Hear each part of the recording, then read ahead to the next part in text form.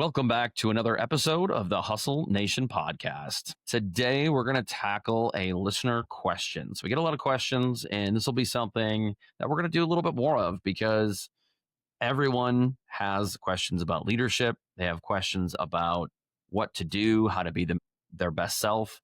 And so this one is one that I think a lot of folks can relate to. The question is, what do you think are the most common and biggest mistakes made with leadership? I guess it's a pretty self-explanatory question, but I'm curious about what the myths and mistakes are that are most detrimental and most common in becoming an effective leader.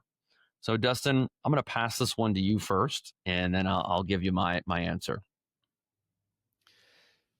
Yeah. So the couple things when I at least think about leadership and the things that I've learned myself and learned in developing other leaders as well. One of the most basic premises of leadership that I think a lot of people skip over is you're not a leader if nobody is following. And so I think the starting point with a lot of this stuff, there's a lot of tips and tricks and things to approach this and that. But as with everything, if you don't have the right mindset, the tactics will never work. And so how do you start as a leader to just even have the right mindset? And the reason I find that just having that lens of I'm not a leader if nobody is following, I think it crystallizes for a lot of people then what becomes good or bad behaviors.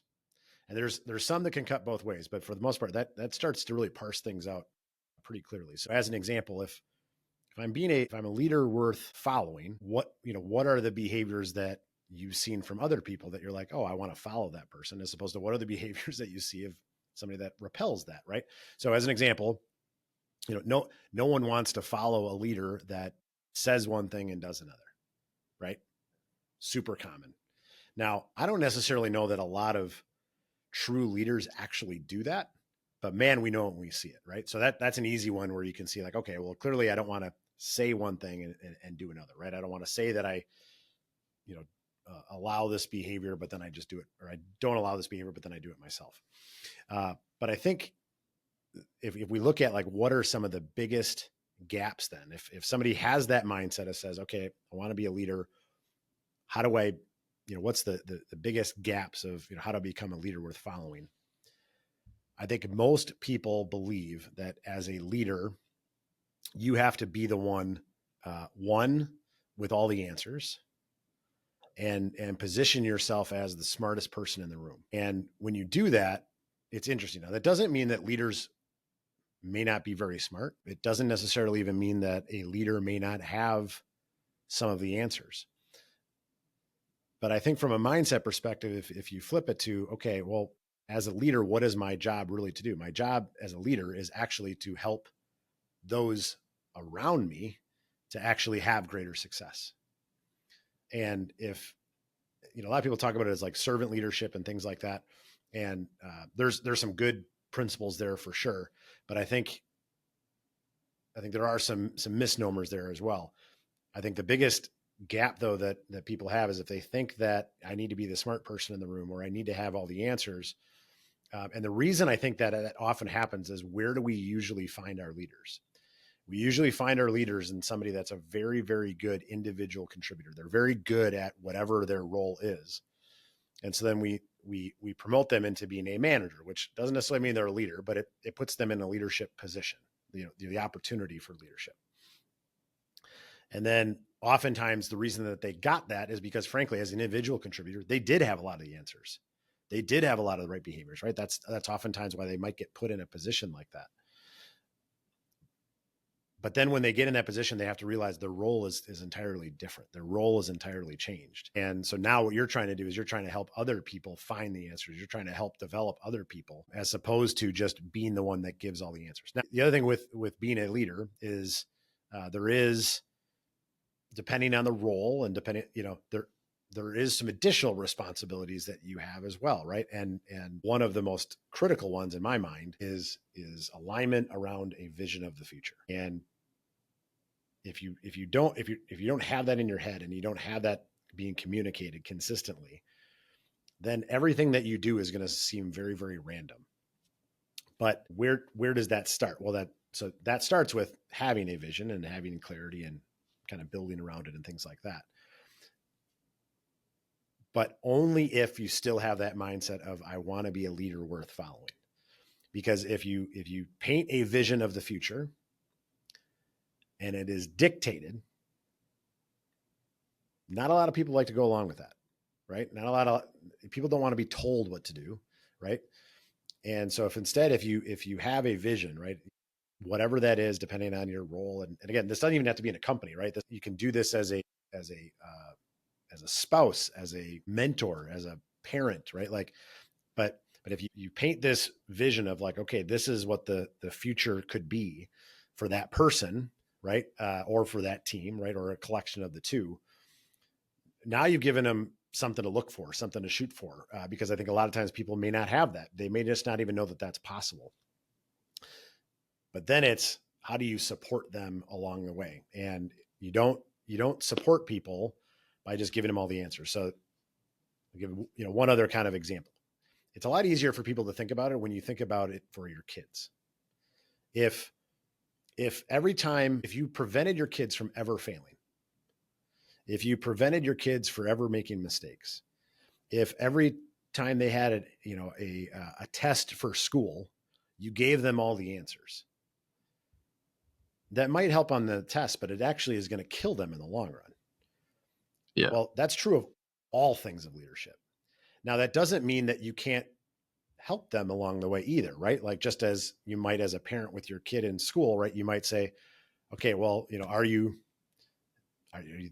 thought about studying differently? Have you thought about some good habits this way, right? Or maybe they have, they need help with reading when they're a younger kid, and you can actually help them with some of that, right? So it doesn't mean that you just completely abdicate your responsibility on helping them along the way.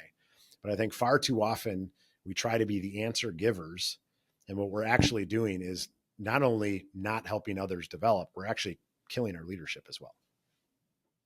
Yeah, great points all around. For me, it's interesting, and I've mentioned this before. I look back and I can say I don't think I've had a lot of great leaders in my life, and it's made me question if great leaders are really that rare. And it sounds a bit negative, so I try not to say it too often. But there's both some blessings to that and some things that feel like a curse. Number one, it's taught me a lot of what not to do, which I'm very grateful for because I've seen from afar what good looks like. I have limited experience with very good leadership, and it's something that a lot of people seek out. Everyone wants that culture because good culture stems from good leadership, good vision, right? You've got that solid foundation, as we've talked about. And so I've kind of made my list of leadership myths, and I think that these are all really important. So a lot of people, when they talk about what are those myths out there, well, I don't think that leaders are born. I think that good leaders are made, and that requires a lot of time and investment in yourself to be always learning. I think always be a student of the game is a really important mentality, and sometimes that comes with age as we get more humble and more wise as we get older.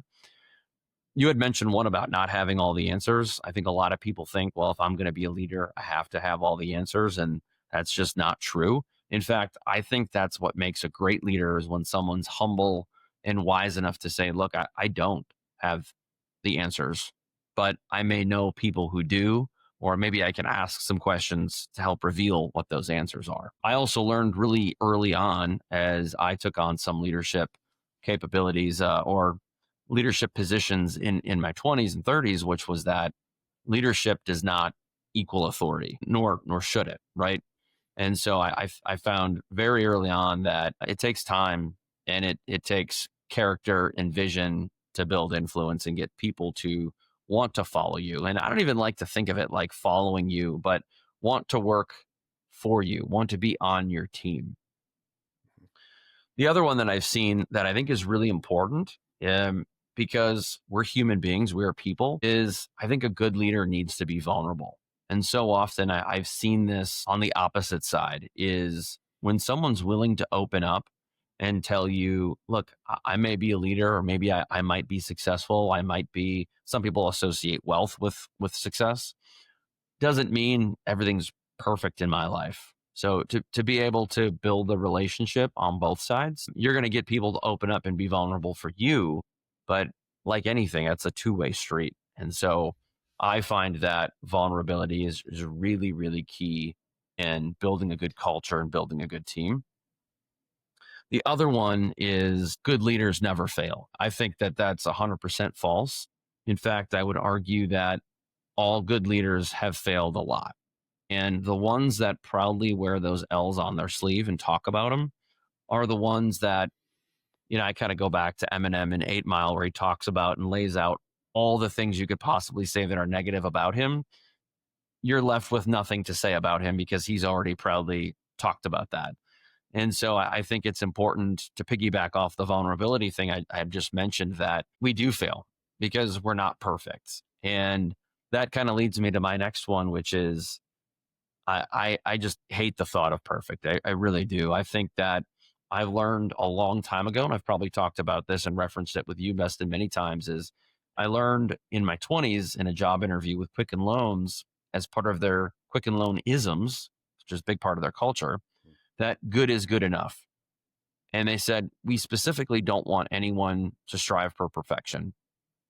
It was very counterintuitive to everything I'd learned in my life prior, because I thought, well, you're not going to publish anything. You're not going to post anything if you didn't think that this was perfect. And they said, it's quite the opposite. We think about it from a efficiency and productivity standpoint, that if we're putting out really good work that we're proud of, that's good enough. Because you're going to be inefficient. You're going to develop imposter syndrome. You just keep thinking about it like, oh, I have to be perfect. Well, we are not perfect.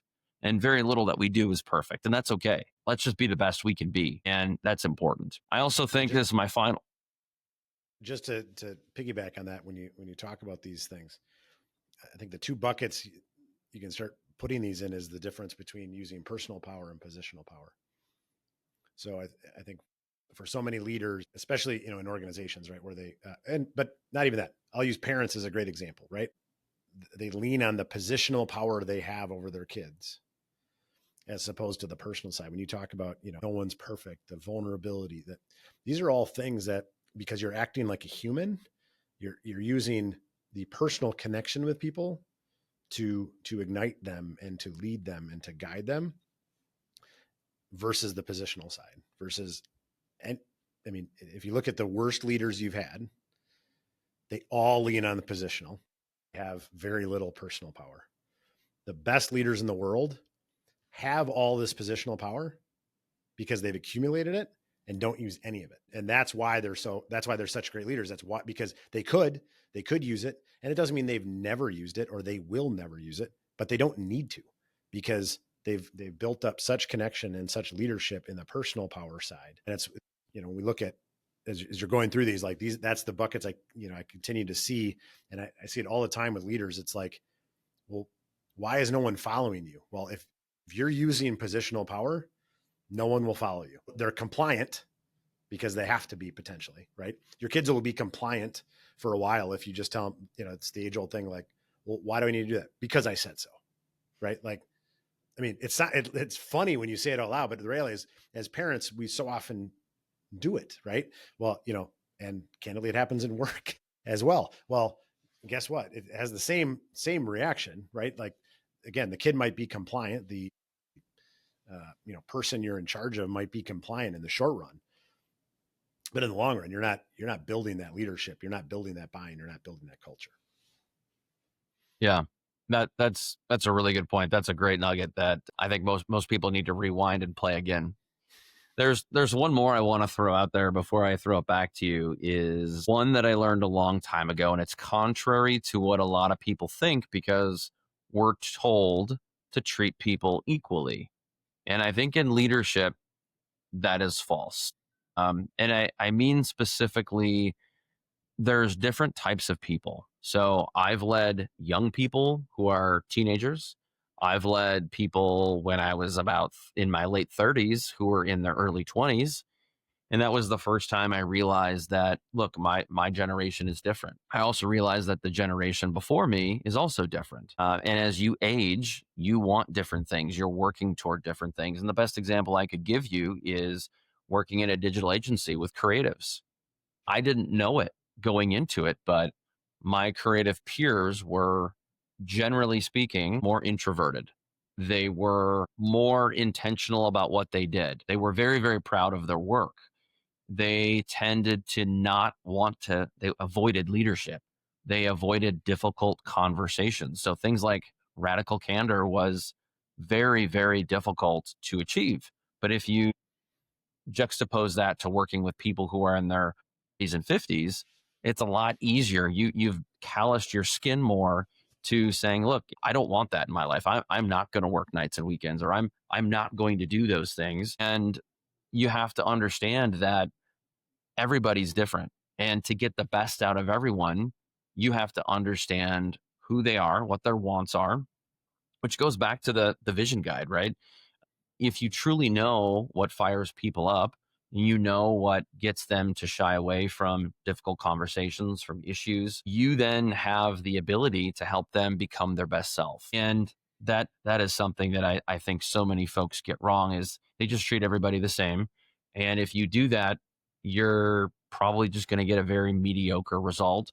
You're more likely to have churn in your company, and you're going to have culture that I think struggles. And so I think it's okay to treat people different, because everybody has different strengths, different weaknesses, different motivations and needs, etc. And you'll end up, I think, I hate to use the word popular, because leadership is not about popularity, but you are going to become a popular leader if you try to find the best in everybody and try to help them be their best selves, which requires all those things we just talked about. Mm-hmm.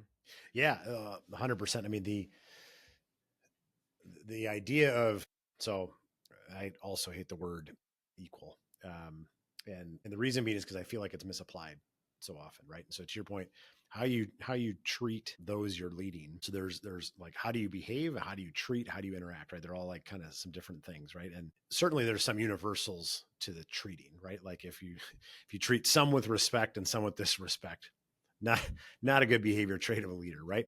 But you'll find that there are certain people that they want different things from you, right? Some want more recognition, some want more personal connection, some want more of a challenge, some want more of self autonomy, right? Like they're like, some want to connect it to a higher mission, some want to see their path for growth in their career, right? There's all these different things that people value at different levels, right? And so if you really understand those people that you're trying to lead, you can start to see those things and say like, well, what is it that, not only what is it that they want, but also what is it that they need? I think one of the challenges as a leader, you kind of mentioned the radical candor. I think, one of the biggest challenges leaders often have is that direct conversation, that radical candor. And the reason is it's always said, I don't want them to be disengaged. I don't want them to, so I don't want to give them that feedback. And while certainly the way in which you give feedback is important, holding that back is one of the most selfish things you can do as a leader, because you're actually not helping them at all, because you're literally preventing them from seeing something that they can change, because you don't want to lose something that maybe you have in a connection with them.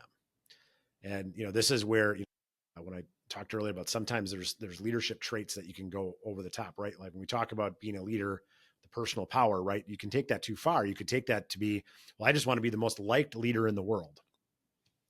Well, you could be the most liked leader in the world and still be highly ineffective, right? Again, I'm going to relate it back to being a parent, right? We've all seen it where you have that parent that is best friends with their kid, but they're not a leader, because they're unwilling to have that tough conversation with their kid, because they don't want to lose that relationship. They want to build that relationship.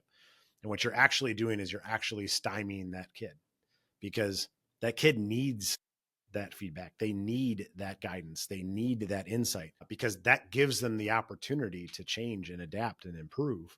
And you're actually being selfish because you don't want to give that to them.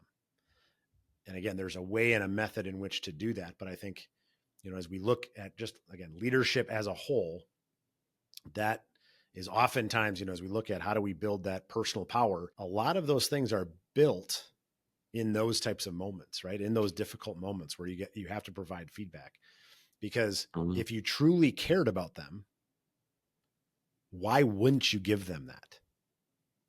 Because if you truly cared about just their success, you didn't care at all about yourself, why wouldn't you share something that could make them see something different, get better, and improve? And again, even that behavior comes back to the mindset. If you don't have that mindset of, I want to be a leader worth following, right?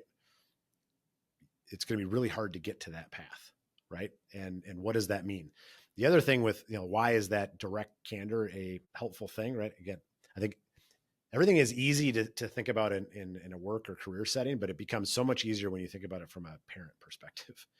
Well, so a lot of times then we won't have that direct feedback with that individual at work because, well, I just don't know that we can have that dialogue yet, or how they're going to take it, or whatever. Maybe I haven't built that trust with them or whatever. Well, guess what do the other people then on the team see? Well, they see that you're unwilling to have that conversation. Well, then that actually frustrates them, right? And again, I use it as a kid perspective, right? If doesn't mean you need to treat your kids equally, right? I don't believe in that. However, there are some things that if you tell one kid, all right, this is unacceptable behavior, and you hold them to it, and you call them out on it, and then the other kid, you just don't have that conversation. You just let it be. You let it go. Well, after a while, that other kid is going to be disenfranchised to say, well, wait a second, like, why am I the only one being held accountable, right? And again, they're equal is not right, because there can be seasons of life, there can be different priorities, there can be, with kids or people or whatever. But the point being is if you have that mindset of, I'm here to serve, I'm here to develop, I'm here to lead, I'm here to be a leader worth following. When you have a real self-assessment, it becomes a lot easier to decide what are the things that I'm doing that are advancing that versus taking away. Yeah, I like that. My wife always says feedback is a gift. And I'm sure a lot of you out there have heard that before. But I remember hearing that, and it was always kind of said as a joke, right? You say it to your friends, well, feedback is a gift, right? It really, truly is. It is really helpful and it's really important. I recall one of the first big jobs I ever had. And I told my wife to be at the time, I was like, and I don't get any feedback. And I said, I don't know how I don't know how I'm doing. And I started to wonder, I'm like, well, maybe I'm not doing very good because they're not saying anything at all. And as you know, you and I talk a lot about this. Silence usually is more bad than it is good because you just wondering, question marks everywhere. And so I thought about that and I was like, I've seen in leadership where there's these colleagues who go on a performance improvement plan, a PIP plan, and it's usually because they're failing. 2 years in, you've already failed them because you should have gave them the feedback right away, given them the opportunity. That's when people start looking for different jobs. They're already mentally half out the door. And if anything, I'm going to put half the blame on the leadership. I'm not going to blame the individual as much because they were let down. Nobody's perfect. Maybe they're not in the right job. Maybe, like you said, there's seasons of life. But if that person was given feedback within the first couple of months, they might have been able to see things differently. They might have been able to say, hey, maybe this job's not for me. Give me now 6 months of my life back where I can go do something I really love or something I'm probably better fit for. And so I think if you want to create a great culture of transparency and great culture just in general, I think you have to start to give that feedback as soon as you see it. You need to say something rather than hold on to it until, well, it's a year now and I think Charlie needs to be on a performance improvement plan. Well, that's on you. You should be doing that right away because then Charlie can then take that same mentality and everyone that reports to him, he can start, it's a trickle down effect because then Charlie's going to do it. And so it starts at the top and trickles down, and what you're not doing, your team's also probably not doing with their direct reports. And so that is one thing that I've looked at is, if you're starting over, you're starting a new career, you're in a new position, this is a great time to start to provide that radical candor. And it's always hard in the beginning, but once you do it a few times, it just becomes part of what you do. And people do love it. I started to realize, I'm like, I prefer the feedback. I like it. Someone says, or for example, the best marriages, the strongest marriages are the ones when the spouse tells the husband, I really don't like when you do that thing, and here's why. And it's like, "Oh, really? I've been doing that for years. You don't like that?" Absolutely. So, Dustin, any final thoughts on this? So I think anytime someone is trying to be a leader, if you have the right mindset, I think that's a great place to start. And I think that maybe if there was one thing that could kind of wrap this up, I think it's the thirst to be better as a leader. Because I think all of these things, if you have the right mindset, you're seeking it out, you're trying to pour into those around you, and you have that kind of genuine thirst to be better, right? If you're listening today, right? If you're reading different books, things like that, you have that genuine thirst that will not only make you better because you'll learn different things, and but it'll permeate to those around you, right? If at the end of the day, we are ultimately human, and humans know when humans are trying. And so if you're trying with right intentions, with the right mindset, you can actually make a lot of mistakes. I have made thousands of mistakes as a leader, and I will continue to make thousands of mistakes as a leader. But I think one of the things that has helped me is I'd like to believe that I don't think anyone doesn't understand that I'm working really, really hard with best intention in mind each and every day to be the best leader I possibly can. And that gives me some latitude to fail and adapt. Yeah. And you said something there that's really important about failing and adapting. I've found so often on both sides of working with leadership or as leadership, working with direct reports is talking about failure and asking someone, say, hey, like you mentioned this project was a disaster or this was a failure. Tell me about that. Like what was it that caused the problem? And what would you do differently? And what I'm getting at here is leading people in a way where they feel safe. They don't feel judged. They don't feel like they're going to go on a performance improvement plan just because a couple of things didn't go right, or maybe multiple projects this month. Just it's one of those you just can't wait to get into next quarter, right? Leading people in a place where it feels like I'm not going to get fired just because I screwed a few things up. Because guess what? Like you just mentioned, I make mistakes all the time, and I want people to know that I'm not perfect because then they know it's okay not to be perfect too, because you're going to have off days, you're going to be tired, things happen, life happens, and nobody's perfect. On that note, I'd love to know what are the leadership myths that you have? What are the misconceptions you've seen? Tell us some stories, comment below, and thanks again for tuning in to another episode. We'll catch you on the next one.